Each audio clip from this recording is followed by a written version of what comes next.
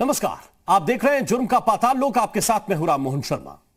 हाथरस की गैंगरेप पीड़िता की दिल्ली के सफदरजंग अस्पताल में इलाज के दौरान मौत हो गई। 14 सितंबर को 4 दरिंदों ने पीड़िता के साथ हैवानियत की थी। हैवानियत भी ऐसी जिससे लड़ते लड़ते आज वो जिंदगी की जंग हार गई। पीड़ित परिवार आरोपियों के लिए फांसी की मांग कर रहा है।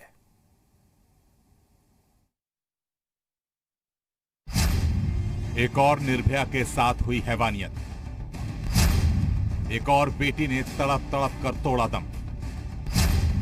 कब रुकेगी हैवानों की हैवानियत? हाथरस की 20 साल की पीड़िता ने सफदरजंग अस्पताल में दम तोड़ दिया। एफआईआर के मुताबिक 14 सितंबर को उसके साथ 4 दरिंदों ने क्रूरता की हदें पार की थी। उसे अलीगढ़ के जीएन मेडिकल कॉलेज में भर्ती कराया गया। हालत बिगड़ी तो सोमवार को उसे दिल्ली रेफर कर दिया गया। हालांकि तमाम कोशिशों के बाद भी जिंदा रहने की जीतोड़ कोशिश कर रही उस निर्भया का साथ उसकी सांसों ने छोड़ दिया। ये खबर फैली तो जमकर बवाल शुरू हो गया। इस पूरे मामले में पुलिस की थ्योरी अभी भी सवालों के घेरे में नजर आ रही है। अलीगढ़ मंडल के आईजी ने कहा कि पीड़ित के साथ रेप हुआ है या नहीं, इसकी पुष्टि के लिए 26 सितंबर को ही उसके सैंपल विधि विज्ञान प्रयोगशाला भेजे गए हैं। अब रिपोर्ट का इंतजार है, जिसके आने के बाद स्थिति साफ हो पाएगी। अलीगढ़ मुस्लिम यूनिवर्सिटी में जो मेडिकल कॉलेज है, उन्होंने अपनी रिपोर्ट में इस संबंध में यही कहा है कि ये जो सैंपल है वो फॉरेंसिक साइंस लैब विधि विज्ञान प्रयोगशाला आगरा भेजा जाना चाहिए, जिसका वजह से 26 तारीख को वो सैंपल भेज दिया गया था, जिसकी रिपोर्ट आने की शेष जल्दी आ जाएगी। उसके आने के पश्चात इस संबंध में कैटेगोरिकली, अभी तक इस बारे में कैटेगोरिकली किसी प्रकार का क्लियर ओपिनियन अस्पताल ने नहीं दिया, डॉक्टर्स ने नहीं दिया। उनकी रिपोर्ट क्या होगा, इसीलिए हम एफएसएल की रिपोर्ट का इंतजार करें। आइए अब आपको पुलिस की करतूत का सच बताते हैं। परिवार वालों का आरोप है कि वारदात के बाद पीड़िता को लेकर वो लोग थाने गए, लेकिन गैंगरेप के बजाय पुलिस ने 307 का केस दर्ज किया। परिवार का आरोप है कि उन्हें कोई मदद नहीं मिली। मामले ने तूल पकड़ा तो गैंगरेप की धारा जोड़ी गई। पीड़ित की मौत होने पर अब हत्या का केस दर्ज किया गया है। आरोपियों के नाम रवि, लवकुश, संदीप और रामू हैं, जिन्हें गिरफ्तार कर लिया गया है। तो तत्कालिक रूप से इसमें 307 तथा SC/ST के समुचित धाराओं के अंतर्गत अभियोग पंजीकृत कराया गया था। 14 सितंबर को पीड़ित अपनी मां के साथ खेत में चारा लेने गई थी। एफआईआर के मुताबिक तभी आरोपियों ने उसका गैंगरेप किया। धारदार हथियार से उस पर हमला भी किया गया। मामले पर हंगामा होने के बाद थानेदार को लाइन हाजिर कर दिया गया। अब यह केस फास्ट ट्रैक कोर्ट में चलाया जाएगा।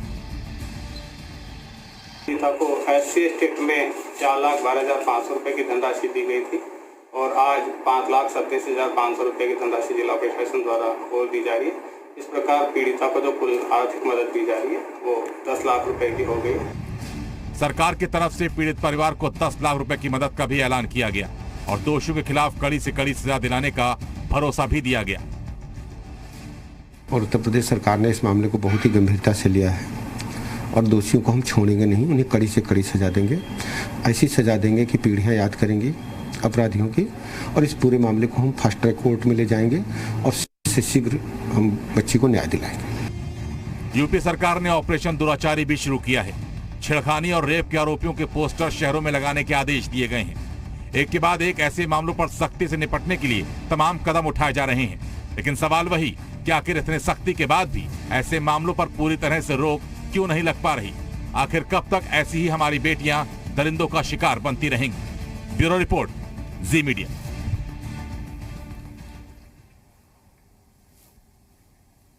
और हाथरस गैंगरेप पीड़िता की इलाज के दौरान मौत हो जाने के बाद जिले के एसपी का बयान आया। उन्होंने कहा कि पीड़ित की मेडिकल रिपोर्ट में डॉक्टरों ने चोट की बात तो बताई, लेकिन रेप के बारे में कुछ भी साफ नहीं कहा। उन्होंने कहा कि विधि विज्ञान प्रयोगशाला की रिपोर्ट का अभी इंतजार किया जा रहा है। एसपी ने पीड़ित की रीढ़ की हड्डी तोड़ने, आंख फोड़ने जैसी बातों को भी सिरे से खारिज किया है। देखिए, पीड़िता के मेडिकल रिपोर्ट में डॉक्टरों ने चोटें बताई हैं, लेकिन जो रेप के बारे में उन्होंने कंफर्म ओपिनियन नहीं दिया है। उन्होंने इसको कहा है कि वो एफएसएल की रिपोर्ट देने के बाद ही इसका फर्म ओपिनियन दे पाएंगे। सोशल मीडिया में कहीं कहीं ये चलाया जा रहा है कि पीड़िता की रीढ़ की हड्डी तोड़ दी गई, जब उसकी जीभ काट दी गई, आंखें फोड़ दी गई। ये सब चीज़ें पूर्णतया असत्य हैं। पीड़िता की जीभ नहीं कटी थी, गर्दन दबाने के कारण जीभ बाहर आ गई थी थोड़ी देर के लिए। पीड़िता बाद में उसने जो आईओ हैं उन्होंने बयान भी नोट किया था, पीड़िता बोल पा रही थी। उसकी रीढ़ की हड्डी ठीक थी, केवल गर्दन के पीछे C5 C6 जो बोन होता है वहाँ पे थोड़ा डैमेज था। ये सभी चीज़ें मेडिकल रिपोर्ट में आई हैं।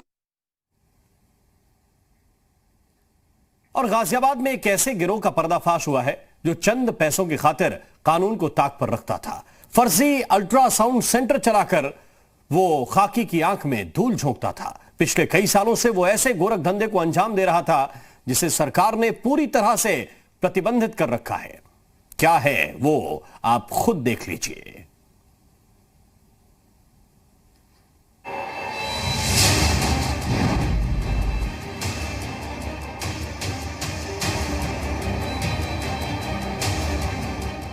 वो करते थे कोख का कत्ल,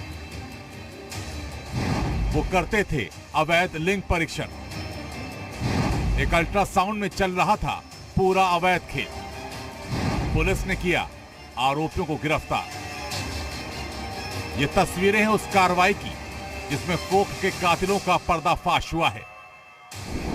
भ्रूण लिंग जांच के गोरख धंधे का खुलासा हुआ है। जी हां, पुलिस गिरफ्त में बैठे यही वो लोग हैं जिन पर ये सारे गंभीर आरोप लगे हैं। हैरानी की बात ये कि आरोपी एक फर्जी अल्ट्रासाउंड सेंटर बनाकर पिछले 6 साल से इस जुर्म की घटना को अंजाम दे रहे थे। कपिल कुमार हैं एक, इन्होंने गर्भपात की दवाई के लिए जो पर्ची लिखा था वो गर्भपात की दवाई देने वाला, दवाई खाने वाला भी। इसके साथ इनके एक बहुत बड़ी गिरोह है, जो गिरोह की इनके टॉप जो है पूरे एरिया में, पूरे गाजियाबाद में फैले हुए हैं, जो कि हर जगह ये कस्टमर को पकड़ते हैं। 3 महीने 4 महीने गर्भपात को उनकी भ्रूण जांच करवाते हैं और भ्रूण हत्या करवाते हैं। पूरा मामला गाजियाबाद के थाना लोनी बॉर्डर इलाके का है, जहां पाइपलाइन कॉलोनी में एक अल्ट्रासाउंड संचालक पिछले कई दिनों से लिंग जांच और भ्रूण हत्या कराने का काम करता था। बताया जा रहा है कि आरोपी 12,000 में लिंग जांच करता था और 25,000 में भ्रूण हत्या। 6-7 साल से इसी धंधे में लिप्त हैं और ये बताते हैं कि हमारे पास करीब ये जो कपिल कुमार है ये कहते हैं कि हमारे पास सभी का लिस्ट है और कुछ लोग यहाँ करते हैं और कुछ लोग फील्ड से बताते हैं। सभी के रेट फिक्स है। फरीदाबाद की स्वास्थ्य विभाग की टीम ने गाजियाबाद के लोनी में प्रशासन के साथ मिलकर इस अल्ट्रासाउंड सेंटर पर जब छापेमारी की तो पूरे खेल से पर्दा उठा। अधिकारी ने बताया कि उन्हें कई दिनों से इस सेंटर के बारे में शिकायत मिल रही थी, जिसके बाद उन्होंने अपनी ही टीम से एक व्यक्ति को फर्जी डॉक्टर के पास डीलिंग करने के लिए भेजा, जिससे उसने 12,000 रुपए लिए। सबूत पुख्ता होने के बाद ही छापेमारी की गई और पूरे मामले का खुलासा हो गया।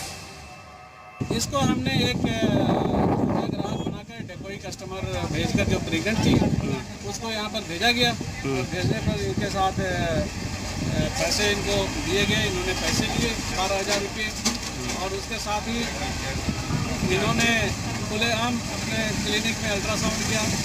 छापेमारी के दौरान अल्ट्रासाउंड संचालक के पास से कोई डॉक्टर की डिग्री तो नहीं, लेकिन भ्रूण हत्या करने वाले कुछ औजार, फर्जी अल्ट्रासाउंड मशीन जरूर मिली है, जिसे जब्त कर लिया गया है और आगे की वैधानिक कार्रवाई की जा रही है।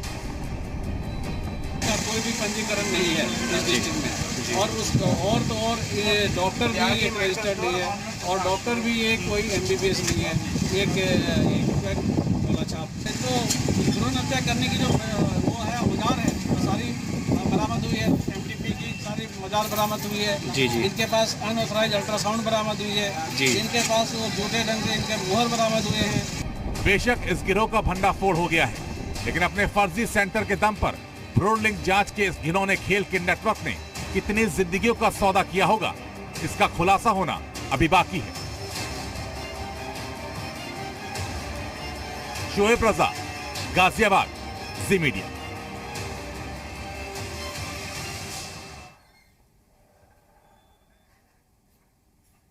और अब खबर है हापुड़ से, जहां ऐसे गिरोह का पर्दाफाश हुआ जो मौत का सामान बनाता था। चंद रुपयों की खातिर उस मौत के सामान की डिलीवरी भी करता था। मौत का सामान भी ऐसा कि जिसके हाथ लग जाए वो खुद को खुदा समझने लगे।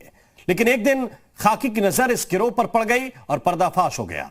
लेकिन पुलिस की नाकामी की वजह से एक आरोपी गिरफ्त में आने के बावजूद फरार भी हो गया। कैसे, इस रिपोर्ट में दिखाते हैं आपको।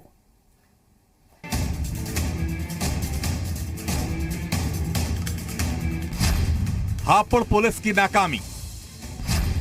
पुलिस हिरासत से भागा एक आरोपी, हथकड़ी खोलकर फरार हुआ आरोपी। पुलिस की कैद में सफेद शर्ट पहना आरोपी अब पुलिस गिरफ्त में नहीं, वो फरार हो चुका है। पुलिस को चकमा देकर वो गायब हो चुका है। इस फरार आरोपी का नाम आसिफ है, जिसे पकड़ने के लिए अब पुलिस जगह जगह उसकी तलाश में जुट गई है। एक केस में आरोपी आसिफ और उसके साथी अब्दुल रहमान को गिरफ्तार करने के बाद अदालत में पेशी से पहले उनका मेडिकल कराना था, जहां अस्पताल में आरोपी आसिफ अपनी हथकड़ी खोलकर फरार हो गया। अब आपको इस आसिफ और उसके साथी की पूरी कहानी बताते हैं। आखिर ये दोनों आरोपी पुलिस कैद में कैसे आए। दोनों आरोपी चलाते थे मौत की फैक्ट्री।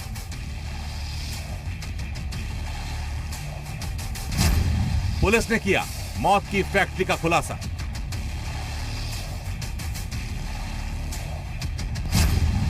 मौत की फैक्ट्री में बन रहे थे हथियार।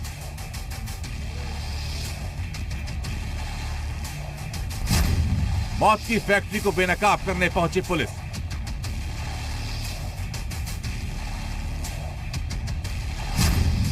दो आरोपियों को किया गया गिरफ्तार।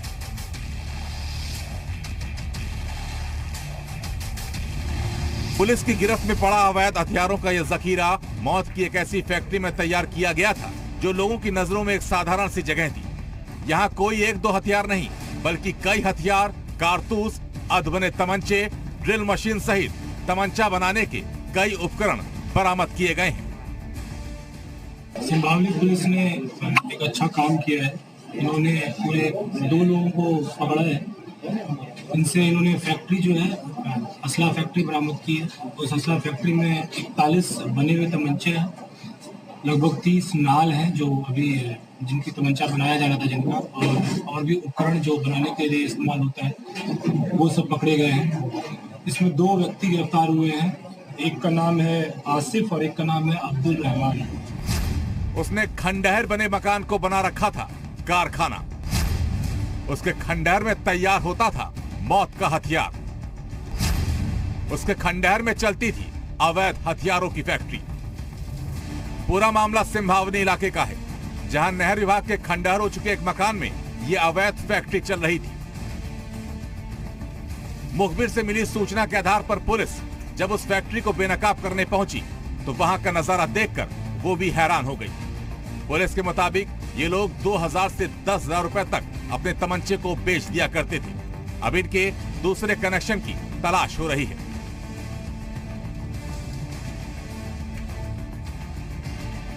तमंचों के बारे में मैंने पहले भी कहा है, तमंचों का एक ऑलमोस्ट वेरिड रेट, एक रेंज होती है किसी जनपद में। पश्चिमी उत्तर प्रदेश में जो जनरल रेट्स चलते हैं वो 2000 से लेकर के लगभग 10,000 तक भी हो सकता है। कोई आपराधिक व्यक्ति गतिविधि के लिए इसको लेना चाहता है तो जनरली इसके हायर रेट्स पे करते हैं। नहीं तो बहुत सारे जगहों पे किसानों के पास भी तमंचे जानवरों से, और रात में चूंकि वो खेतों पे जाते हैं तो इसके लिए भी अक्सर हमें पता चलता है कि कुछ लोग परचेज इस दृष्टिगत भी करते हैं। तो जनरली 2000, 2500 इस तरह के रेट्स। पुलिस ने आरोपियों से हुई पूछताछ के बाद बताया कि आरोपी आसिफ एक वेल्डर था और लॉकडाउन में नौकरी जाने के बाद वो जराइम की दुनिया में आ गया, जहां अवैध तमंचे बनाकर वो मोटा पैसा कमा रहा था। प्रथम दृष्टया हमने पूछताछ जब पता किया वो ये है कि लॉकडाउन के समय से ये लोग सक्रिय हुए थे। लॉकडाउन के समय ये वेल्डर काम करता था, उसके बाद इसकी नौकरी चली गई थी, इसका काम रंदा पड़ गया तो फिर इसने इस काम में हस्तक्षेप किया और फिर इस चीज़ में घुसा है। हम लोग और भी अलग अलग माध्यमों से ऐसे पहुँचेंगे, इसी कारण और भी जगहों से जुड़े हो सकते हैं। इस पर भी हम लोग तफ्तीश करेंगे और जो भी मुलजिम होगा इसको गिरफ्तार करेंगे। हापुड़ पुलिस ने सक्रियता दिखाते हुए अवैध तमंचा फैक्ट्री का खुलासा किया। दो मुख्य आरोपियों को मौके से गिरफ्तार भी कर लिया, जिसकी पुलिस के आलाधिकारी तारीफ करते, लेकिन उससे पहले ही एक आरोपी पुलिस को चकमा देकर भागने में सफल रहा, जिसके बाद पूरी टीम संदेह के घेरे में आ गई। अब हापुड़ पुलिस अपने ऊपर लगे इस दाग को धोने में जुटी है, जिसके लिए वो उस फरार आरोपी की सघनता से तलाश कर रही है। मोहम्मद ताहिर, हापुड़, जी मीडिया। उधर महाराजगंज में भी एक आरोपी पुलिस हिरासत से फरार हो गया। आरोपी का पुलिस हिरासत से भागते हुए वीडियो भी वायरल हो रहा है। दरअसल आईटीएम चौकी के पास रामू नाम का एक व्यक्ति शराब पीकर झगड़ा कर रहा था। पुलिस के 3 जवानों ने आरोपी को पकड़ लिया। 2 सिपाहियों ने आरोपी को बाइक पर बीच में बिठाया ताकि उसे चौकी ले जाया जा सके। एक सिपाही दूसरी बाइक से पीछे पीछे चल पड़ा, लेकिन रास्ते में ही आरोपी बाइक से कूदकर सड़क पर भागने लगा और बाद में सड़क पार करके फरार हो गया। तीनों पुलिस वाले मुंह ताकते रह गए। एसपी ने इस मामले में संज्ञान लेते हुए जांच बिठा दी है और पुलिसकर्मियों से स्पष्टीकरण मांगा है। इसमें एक कांस्टेबल, एक होमगार्ड हैं और एक व्यक्ति था रामू नाम का बताया गया, शराब पिए था, झगड़ा भी किया था। उसको लाने का प्रयास किया जा रहा था, थोड़ी दूर लेके चले भी, उसके बाद वो उतर के भाग गया। तो इसमें दोबारा इसको अरेस्ट करने की कोशिश की जा रही है और सिपाहियों का स्पष्टीकरण मांगा गया है कि किस प्रकार उनकी लापरवाही से ये मुलजिम भागा। और हमीरपुर में एक दलित महिला के साथ एक पुलिसकर्मी पर बदसलूकी करने का आरोप लगा है। बदसलूकी भी ऐसी कि जो भी देखे उसका खून खौल जाए। बदसलूकी का यह वीडियो सोशल मीडिया पर वायरल हो रहा है। घटना सदर कोतवाली की है, जहां सदर थाना इंचार्ज एक केस में महिला से पूछताछ के दौरान उसे 3rd डिग्री दे रहा है, उस पर जमकर लात घूंसे बरसा रहा है, वो भी उसके बेटे के सामने। मौके पर किसी भी पुलिसकर्मी ने थाना इंचार्ज को रोकने की कोशिश नहीं की, जबकि एक महिला दरोगा और महिला सिपाही ही पूछताछ करते हैं, लेकिन यहां पर ऐसा कुछ भी दिखाई नहीं दिया। वीडियो वायरल होने के बाद एसपी ने कहा कि यह वीडियो पुराना है, लेकिन इसकी जांच जरूर होगी।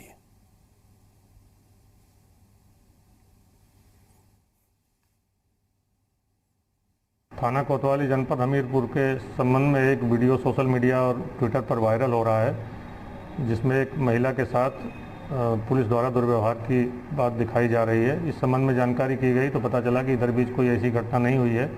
यह घटना काफ़ी पहले की प्रतीत हो रही है और इस संबंध में जांच के आदेश दिए गए। सीओ सदर जांच करेंगे। जांच की रिपोर्ट आने पर आवश्यक कार्रवाई की जाएगी।